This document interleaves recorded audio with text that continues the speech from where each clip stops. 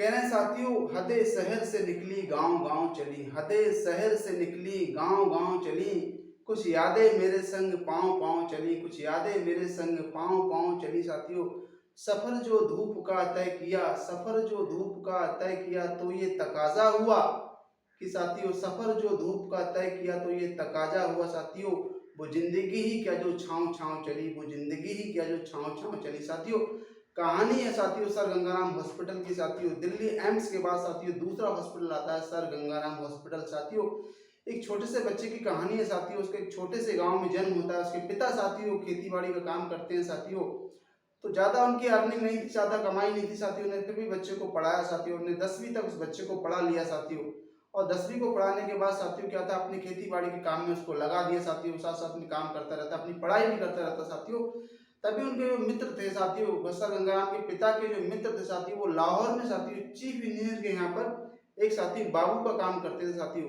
तो वो उस समय उनके घर पर आए हुए थे। साथियों, उन्होंने कहा कि मेरा बेटा है, इसने 10वीं, मेरा छोरा है साथियों, इसने 10वीं तक पढ़ाई की है। साथियों, और कोई जगह हो साथियों, कोई नौकरी की जगह खाली हो तो इसको भी वहां लगा लो साथियों, 2-4 पैसे मिलेंगे।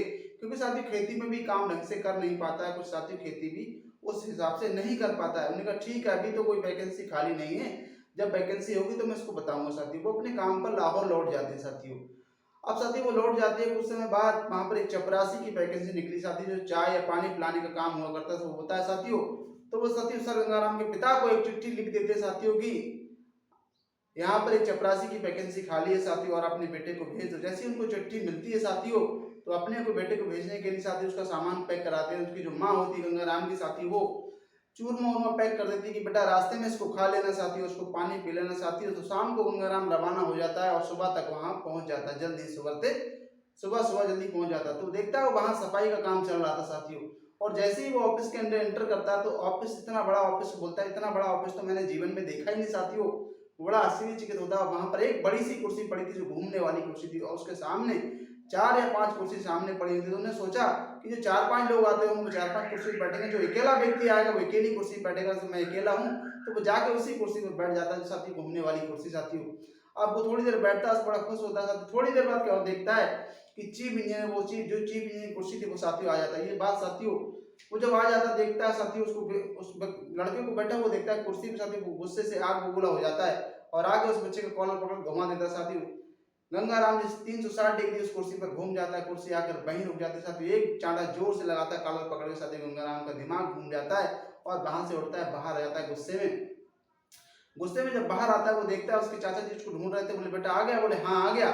बोले बताओ तेरा काम बता देता हूँ, आजा। बोले नहीं चाचा जी, मुझे ये बताओ, ये अंदर जो ऑफिस में कुर्सी पड़ी है, मुझे इस कुर्सी पे बैठने के लिए करना क्या पड़ेगा?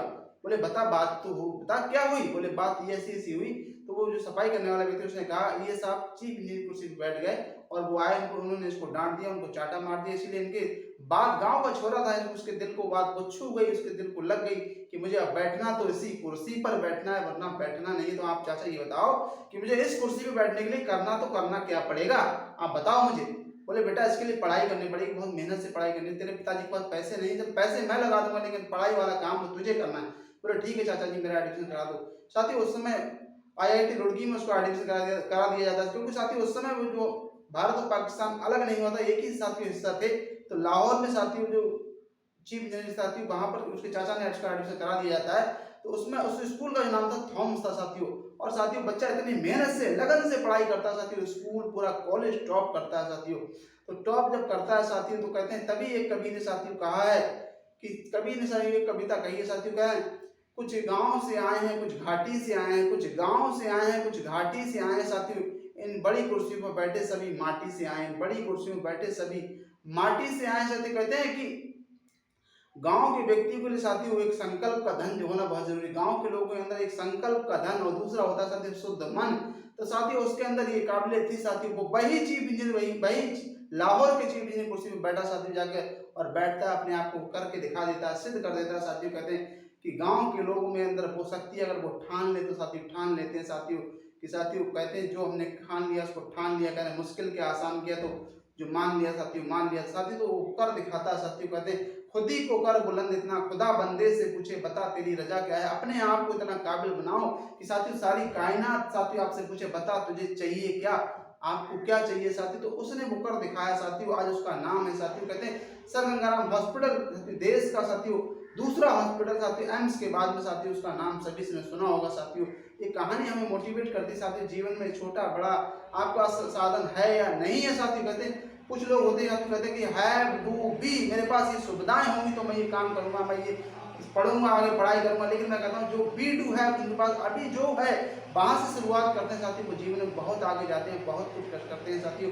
तो इस कहानी से हम यही सीखते हैं, जीवन में कभी कोई छोटा नहीं, कोई साथियों अपने आप को भी छोटा ना समझे साथियों। अपने मन से जहाँ से आप वहीं से शुरुआत कीजिए साथियों, वहीं से शुरुआत कीजिए साथियों। नमस्कार।